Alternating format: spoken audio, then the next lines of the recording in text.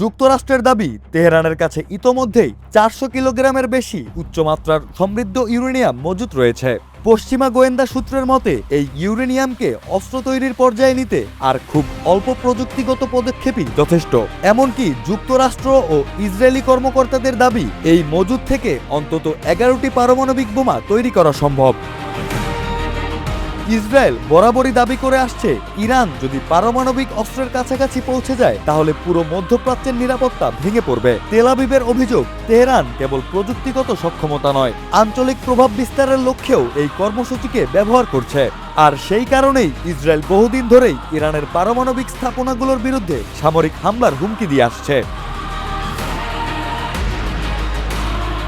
অন্যদিকে ইরান পাল্টা অভিযোগ করেছে, পুরো অঞ্চলকে অস্থিতিশীল করছে ইসরায়েলি। পেজেশকিয়ান বলেন, বৃহত্তর ইসরায়েল গঠনের স্বপ্নই মধ্যপ্রাচ্যে অশান্তি বাড়াচ্ছে।